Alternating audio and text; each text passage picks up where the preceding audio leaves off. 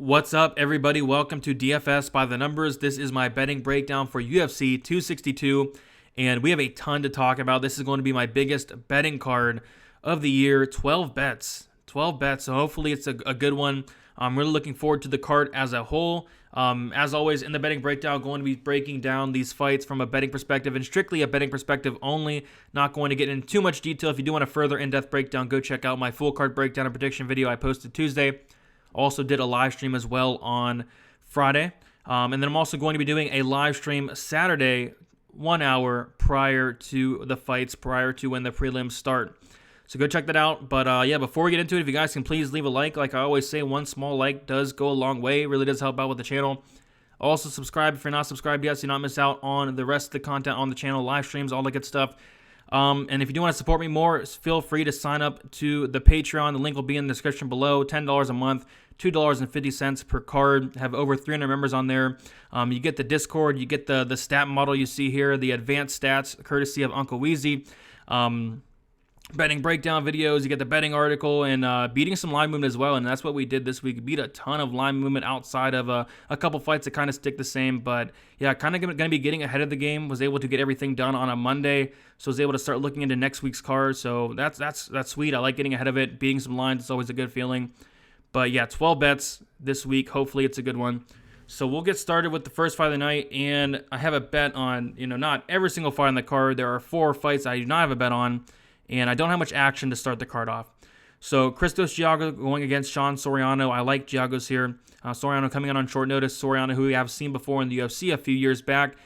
He went 0-3 in the UFC, 2 submission losses. His takedown defense isn't that great, and that's where I do think Giagos does take him down here, control him, possible finish. But I do think Giagos probably does win a decision, which is plus 115. A prop that somebody pointed out in my Discord earlier in the week was Giagos by submission was plus 1,000. That's interesting. Soriano has been submitted 4 times, but now that it's like plus 575, I think I'm just going to pass here. I'll take Giagos for the win. I'll take Giagos by decision. Just no interest from a betting perspective. I think that Soriano, there's a lot of unknowns about him. There's not much recent tape on the guy, so maybe he has made some improvements with his takedown defense. Maybe he does upset Giagos here, but I think Giagos does take him down, lay on him, and win a 3-round decision here. Tucker Lutz going against Kevin Aguilar. Very close fight. This fight is probably, for me, one of the toughest fights to call. Maybe outside of the main event, I think it's a tough one to call as well. But I like what I see from Lutz. I really like the volume. I don't like what I see from the striking defense. Aguilar has faced a much better competition, and it's not even close. It's just, how can you really trust Aguilar? 3-fight losing streak. This is a really big pass for me. I was kind of maybe thinking about betting Aguilar at that plus money, but then again, I feel like this does go to decision. I feel like it is close, and I do have some concerns if Aguilar does not get a knockout. Lutz probably does throw more volume and outlands him. Take a look at the props here. Aguilar by decision plus 200, Lutz by decision plus 190. Both those aren't bad depending on what side you're on. For me, it's a big pass here. I don't want any action on either guy. Next, we have the People's Main Event, Gina Mazzani, Priscilla Cachuwera, and yeah, I have no clue what's going to happen in this fight, but I feel like it's pretty hilarious, especially considering Mazzani's one of the biggest favorites on the card. I don't know, I feel like Mazzani probably should win. She probably should go for takedowns, control Cachuwera, but Cachuwera does hit very hard. We've seen Mazzani knocked out 2 or 3 times. We've seen her knocked out in the first round a couple times as well, so I think Cachuwera is very alive in that first round. I know Uncle Weezy has that first round KO prop, which, I mean, if Cachuwera wins, it's probably that. It's just, I really don't want any money on this fight, to be honest. I think the under is interesting. Both fighters, decent finishers. But the only reason I'm not playing that is just because of how durable Priscilla Cachuwera is. She is extremely durable. As far as a pick, I'll go Mazzani, but I would never, ever in my life bet Mazzani at minus 200. It's not smart at all. Jamie Pickett going against Jordan Wright. This is where I start my action for the night. I do have 1.1 units on Jamie Pickett, minus 110. I also have the fight does not start round 3. 1 unit on that at plus 100. So we'll start with Jamie Pickett and why I do like him. So both guys, they're not great. I get that. But stylistically, what it comes down to for me is going to be that, one guy is durable and one guy is not. And I do think this fight finishes. Pickett, he went 3 rounds with Tafon Chukwu. He went 3 rounds with Punahele Soriano. And I'm not even joking when I say this, but Punahele Soriano would beat Jordan Wright in 20 seconds. Jordan Wright, his striking defense is horrible, and he doesn't have a chin to back it up. Terrible chin as well. We've seen him knocked out a couple times now. Once by Fluffy Hernandez in 60 seconds, and Buckley knocked him out like 2 times in that fight. Once in the first round, finally finished him in that second round. So I like Pickett. He's pretty solid. He's pretty solid when he does, come forward and throw volume, but typically he kind of, stays back, does not, throw that much volume. But, when he has these bursts and he comes forward, he looks really good and he has power to go along with it. So yeah, like I said, when it comes down to me is that durability. Pickett, 82% finish rate. Pickett, lots of power as well. Wright hates being hit. All Pickett has to do is come forward, one little burst. I think that's enough to knock out Jordan Wright. So I think he knocks him out first, second round. So the best case scenario would be the fight ending in the first, second round and Pickett winning. Worst case scenario, Jordan Wright winning a decision, which, like I said, Jordan Wright's never been to the third round. I don't think he's even been to like the 7-minute mark of a fight, to be honest. So give me Pickett for the win. 2 bets there. Next, we have Antonio Cerchenko versus Andrew Lee. Line movement that's pretty crazy. Cerchenko opened up minus 195, currently minus 115. Lee opened up plus 160, currently plus 105. So I did miss the line on Lee, but after I got done with my tape, I really did like what I was seeing. Shevchenko, 36 years old. The biggest red flag for me is that Chookagian fight, where Chookagian, prior to that fight, never had a takedown. Took down Shevchenko. Chookagian had 10 minutes of control time, almost 11 minutes of control time on Shevchenko. Chookagian, the striker. I know she's a brown belt, but still, a striker. Like, she never did that in any other fight in her career. Took down Shevchenko, made it look really easy. Andrea Lee, brown belt and BJJ. Some takedowns as well. She has 10 takedowns in the UFC. I think if she does go to that takedown game, I think she's very, very live to win a decision here. Shevchenko, the striking is close. I think Shevchenko's probably the better striker, but I really do like the output of Lee, and especially mixing in those takedowns. I think Lee is better, with the wrestling, the better ground game as well, and I do think that's what wins or loses this fight is the ground game. So I'm going to pick Lee to win by decision. I do have a bet on it. I have Lee by decision, 1 unit, plus 185. I like that line a lot.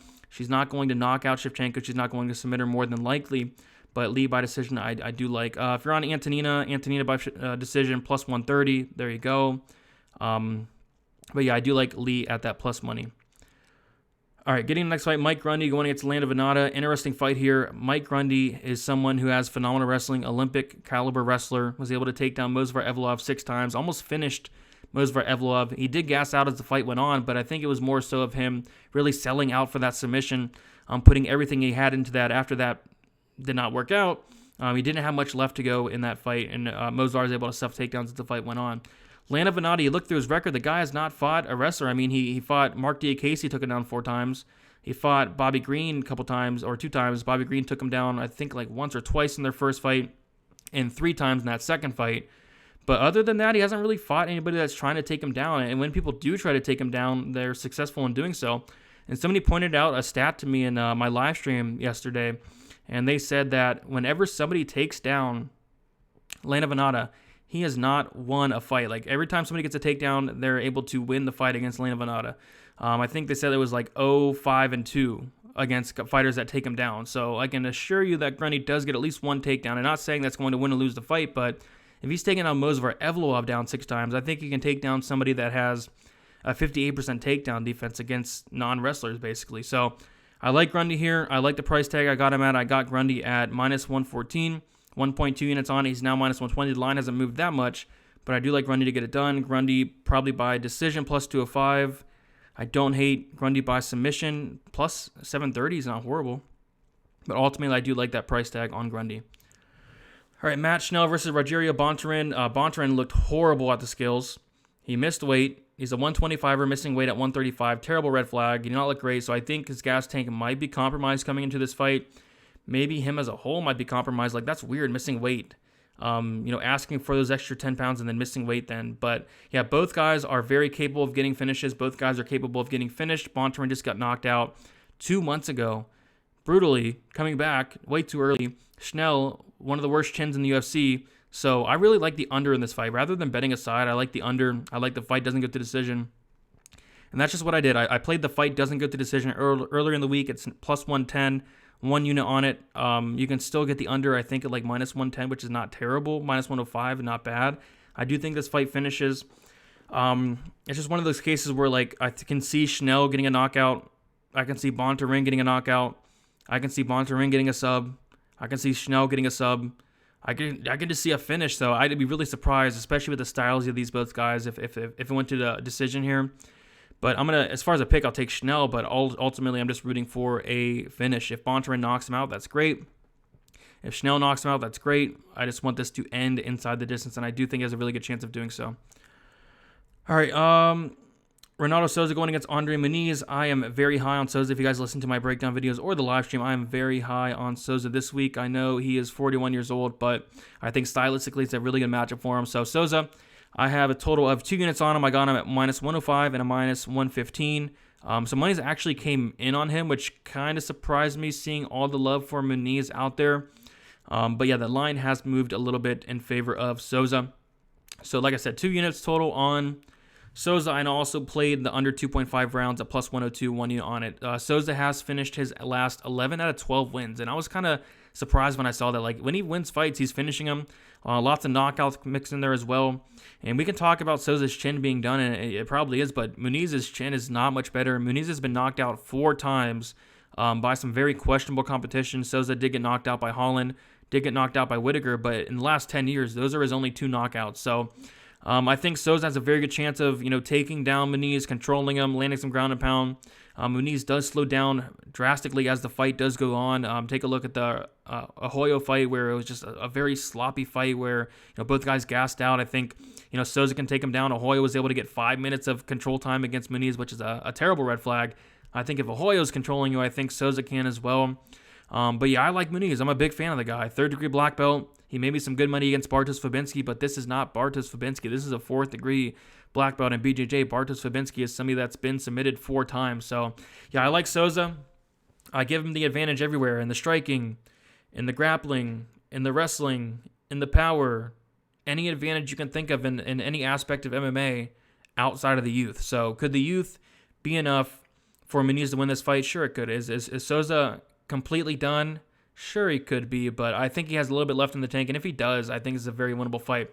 But I also did play the fight, or the under 2.5, just in case Muniz does knock him out, which I think if Muniz wins, it is probably by knockout, which is plus 385. I see a lot of people saying Muniz is going to submit Souza, and not going to happen. But yeah, I like the under. I think Souza is capable of finishing him. Muniz has never lost by decision. Souza's chin is not great at all as well, so I can see a finish either way, but I do like Souza to get it done. Shane Burgos, Edson Barbosa. I feel like stylistically this is a very good matchup for Shane Burgos. I know it's in the bigger cage, which you'd think it does favor Barbosa, but Shane Burgos comes forward all fight. I think he's going to make Barbosa really uncomfortable, make him back up as well. He's not going to be able to stay at range, use those kicks as well. Barbosa does want to stay at range, and Burgos is just not going to let that happen. What's the big thing for me here is the volume of Burgos. I think the volume is key here. Average is about 7 significant strikes per minute, more than 7 actually. Barbosa has only had 1 fight where he landed over 100 significant strikes, and I kind of feel like Burgos' floor is 100 significant strikes, so I don't see Burgos outlanding him. The dude throws a ton, or I don't see Barbosa outlanding Burgos. Burgos throws a ton. I think for Barbosa to win, it's going to have to be by a knockout, and it's just so hard to knock out Burgos. Yes, Calvin Kattar did it. Burgos did outland Calvin Kattar up to that knockout. Josh Emmett wasn't able to do it, the hardest hitter in the division. He did knock him out 2 times, but he was not going down. But yeah, maybe Barbosa can knock him down a couple times, win a decision, or knock him out. But I think if Burgos' chin, 2 Bs, it's going to be confused. But yeah, I think if Burgos' chin does hold up, I think he's going to be winning a pretty clear-cut decision here. I think he has the better cardio, the better output, and he's the younger fighter as well. So give me Shane Burgos for the win, probably by decision, maybe a late finish, but I do like Burgos, and I do have a bet on him at minus 115? Yeah, minus 115, 1.2 units on it. Shane Burgos. I really like that line. Glad I got in it when I did, because the line has shifted a ton. Now minus 140, minus 145. At that point, a little iffy about it, but if you got it earlier, good for you. I do think you got a really good line there. Katlyn Chookagian versus Viviane Araújo. Had an interesting conversation about this fight on my live stream last night. Talked a little bit about the Twitter of Katlyn Chookagian. Kind of don't think her head's in the game. You take a look at her. I'm just kidding. I'm not gonna go to the Twitter stuff. But in all seriousness, like, you look at this fight, and I think in every aspect, of this fight, the striking, you take a look at it. Viviane, a ton of output. You take a look at Chookagian, a lot of output as well, but she has a 34% striking accuracy. She's not landing a lot. at all. Take a look at her last fight against Cynthia Calvillo. She had a 30% accuracy in that fight. She threw over 200 significant strikes. She landed 30% of them. 69 significant strikes in that. You take a look at the grappling stats. This is where I think it's important as well. Viviane averages 2.3, 64% accuracy, and Chookagian does have 51% takedown defense. I think that all those numbers are very important. The problem with Viviane, and this is why I'm not going a little bit heavier on it, is the cardio. She does slow down as the fight goes on. It looks like she has been improving that. The De La Rosa fight, she looked like she showed a lot of improvements with the striking and with the cardio. And then in the Modafferi fight, I know it's Roxanne Modafferi, her cardio looked good as well. So I think she keeps making those improvements, but that is the only concern I have. I think she does win this fight, but Chookagian has a way of weaseling her way to decisions in fights that she lost. There's been more occasions than not where I think Chookagian clearly loses the fight, but she makes these sounds that, the judges score for her. So that's going to be a lot of that, but I think Viviane's going to win the fight. It's just what are the judges going to think? But I'd rather be on the plus 120 of Viviane here rather than the minus 125 of Chookagian. I think Viviane does out volume her. I think she does take her down a few times. I think she does win at least those first 2 rounds. The next round could be a little bit iffy. Maybe Chookagian even wins that last round, but I do think Viviane gets at least those first 2. So give me Viviane. I got her at plus 120, 1 unit on it. Next fight, no bet on it. Beneil Dariush, Tony Ferguson. I feel like Ferguson may be done, but if he's not, winnable fight, especially with the style of Dariush, how he comes forward, looks for a war, gets into these brawls. He doesn't have the chin to do it.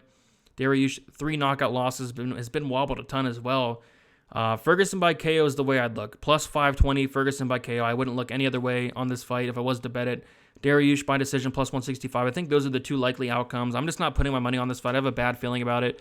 As far as a pick, I'll pick Dariush because I think Tony probably is done. But I wouldn't be shocked if Ferguson, did pull it off. I mean, he's taken a step down in competition going from Oliveira and Gaethje to Beneil Dariush. And I don't know. Weird feeling about this one, but I'll stick with my pick of Beneil. I don't know. If I was to bet it, it'd probably be either Beneil decision or Ferguson KO. Just don't want to put money on it.